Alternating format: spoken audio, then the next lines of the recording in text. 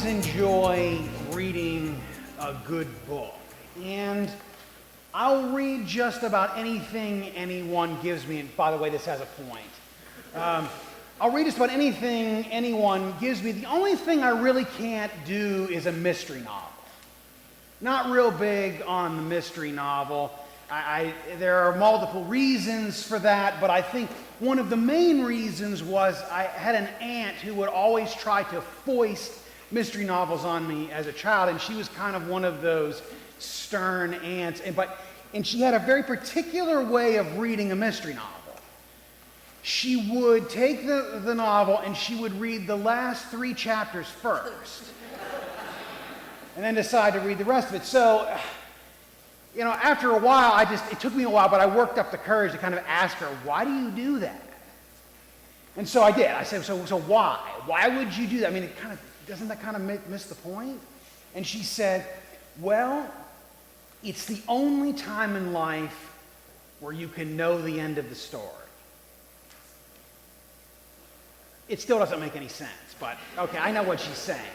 I mean, that's true. We often don't know the end of the story, right? And if we've lived long enough, we know that becomes truer and truer. The more we think we can predict what is going to happen, the less capable we are of doing it. We know, especially, that if we've lived long enough, we've had those things that have happened in our life which make absolutely no sense. You know what I mean? Sometimes we get 10 years away from it, or 20 years away from it, or if we're old enough, a lot longer, and we can look back and say, oh, I guess I can see. Sometimes, though, it doesn't matter how far away we get from it, it still really makes no sense. That's just the way that life tends to be. Enter the Israelites this morning, as we hear in the book of Micah. They're kind of... They're in a whiny kind of mood. They've been whining for a while about the way life isn't working out just the way they thought it would. They're worshiping God the way they think it's prescribed that they're supposed to do it. They think they're doing what they're supposed to be doing in terms of worship, but it isn't working out. And so they're complaining to God, and God's kind of at the point where God's kind of fed up with it. And God hauls them into court. Essentially, that's what's happened this morning. The system's a little tilted because God is both, in this case, the prosecuting attorney and the judge. I mean, sometimes that's just the way it goes, right? But they end up in there, and the jury is all of creation. The hills and the mountains and all of creation are called to listen to this, and God says to them, well, go ahead and plead your case. But first, I'm going to remind you what I've done for you. I've delivered you from bondage. I've set you free. I have called you to new life. I have brought you to a promised land. Now, what is it that you'd like to complain about? And so they sort of do, and then they kind of stop, because I think they're starting to feel like they almost sound ridiculous in what they're complaining. And so they finally say, well, God, what do we have to do to get you to give us what we want? Do we have to give you make all these sacrifices? How many cattle how many rams need to be sacrificed? What is it that we have to do? And God says, I told you what goodness is. You don't get to decide how it's going to be. What I'm telling you is how to shape your life. And here's the way you shape your life. Do justice. Love kindness. Walk humbly with God. That's how you shape your life. Isn't that what this congregation has adopted as a way of shaping life? Well, you may do better on that some days than others. That's just the way that the spiritual life is. But when we're practicing our faith the way that God has called us to do, we're doing justice and loving kindness and walking humbly. Why? Because it changes the lives of the people around us in ways we may not even know. Now, this congregation I didn't know very much about it. I have, a little bit of contact with it from people who are invested in the diocese. But I knew the congregation was smart and insightful and spiritually centered when you agreed to keep David Zwifka as your priest. Now, he's he's an interesting character, as you've come to know, and he's been on a long journey, and this guy's been there. I actually think he's the real deal. So I think you picked a winner out of it. Now, he's a little crazy, too, and he's a little out there. And if you're really serious about shaping your life the way that God has called us to shape your life, I would say that my best piece of Episcopal advice to you, and I had to drive all the way to from Bethlehem to tell you this, is hold on. It's going to be an interesting ride. But you were doing wonderful, great things before David arrived. But I think this partnership in this celebration today, in this shaping of a life, and your willingness to kind of step out of the norm. I mean, around the church they would say, you don't call an interim to be your priest. Yes, you do. Yes, you do. When you discern that it is God's call, you do. This is the problem. We have to step out of what we think is always the norm into what God might be calling us to do. Because this order in which we're called to do justice and love kindness and walk humbly with our God isn't exactly an easy thing to do.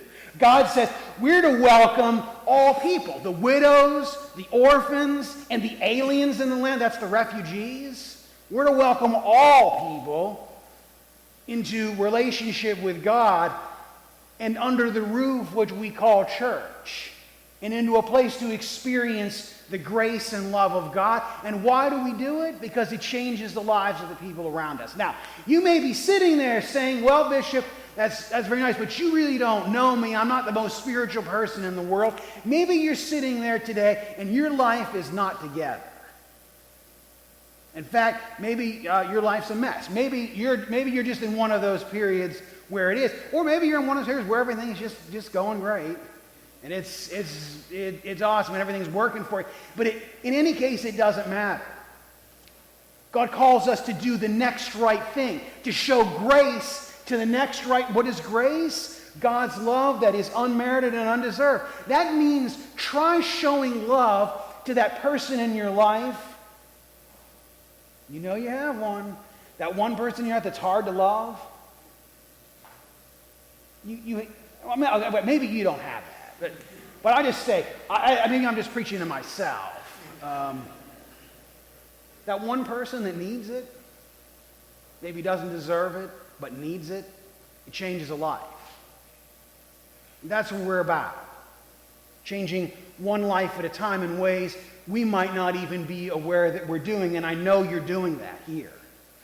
You're feeding people, children in the schools, people that are on the sidewalk. I mean, hey, if I knew you were handing out coffee and hot chocolate, I'd have been here a long time ago. Housing the homeless. This is the work that God has called us to do. It's being the church in the world. It's changing lives one at a time because we're willing to shape our life in the way that God calls us to shape our life.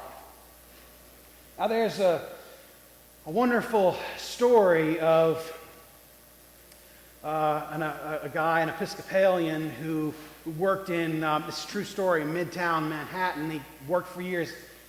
He lived outside the city. He took public transportation in and out. Did this for years, grew up in the city, never had an issue. But he had a particular pattern. He would go to work in the evening. He would take public transportation home. He'd get off 2 stops early, go up and eat at this diner. He was a single guy. He ate at the same diner every night. It was routine. He did it for years. One day he gets off the train.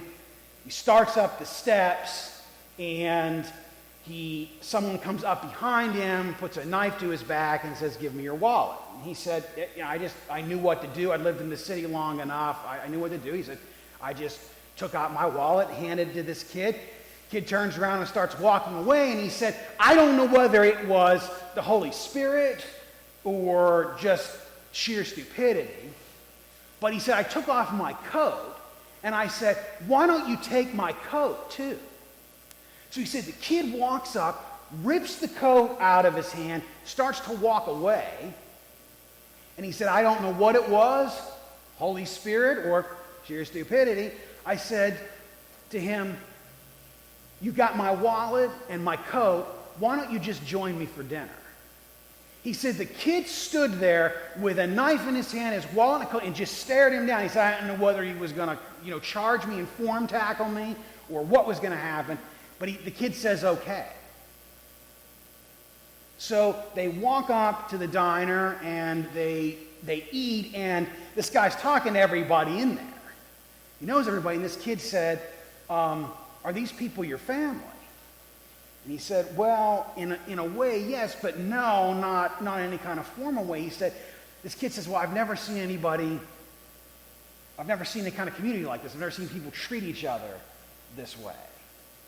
So they finished dinner, and they're getting ready to leave, and the guy said, I'm glad to pay for dinner. There's only one problem. You've got my wallet, but you give me your wallet back. Give me my wallet back, I'll pay for dinner. So he pays for dinner. Now, the interesting part of this story is that this young kid with a knife is now the warden of an Episcopal church. Now, if you think that story is hard to believe, or you think that's just a preacher's fable, try this one on. Wednesday of this week, my wife and 4-year-old daughter and I were in Florida. I was there for a meeting. Somebody has to make sacrifices on behalf of the diocese. That's just the kind of bishop I am. I'll go to Florida for you in January anytime. Done there for a meeting, tack on a few days of vacation. Walking into one of the theme parks in Florida where you have to have your bags checked. Now, every employee of the theme park has their name on it and the city that they grew up in. Walk up to the table. This is the God's honest truth. Walk up to this table. Guy's name, Lebanon, PA. I said to him, Lebanon, PA. I said, I'm going there on Sunday. This is Wednesday. So I'm going there this Sunday. He said, why would you be going to Lebanon? I'm sorry. So why would you be going to Lebanon? I said, well, there's a line of people. I said, I'm a pastor. I'm going to a church there to celebrate a new ministry. And he said, he's looking through my wife's bag. He said, oh, which one? I said, St. Luke's, the Episcopal Church. This guy looks, he stops and he looks up at me and he said, that's the church that feeds people. And I said, I'm thinking, oh, I really didn't know what to say. And then he said,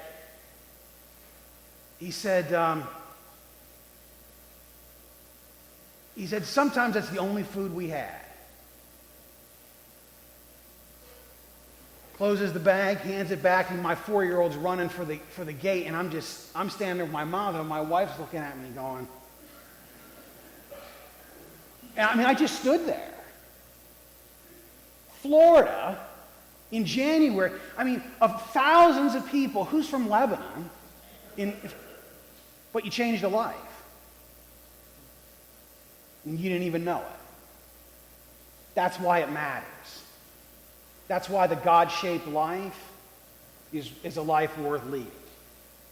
You changed a life, and now you know it. The celebration of new ministry today is not just about bringing David to Lebanon, or you having a new priest, or starting a new adventure only. It's about shaping your life the way that God, and changing one life at a time, and welcoming all people that might come through these doors.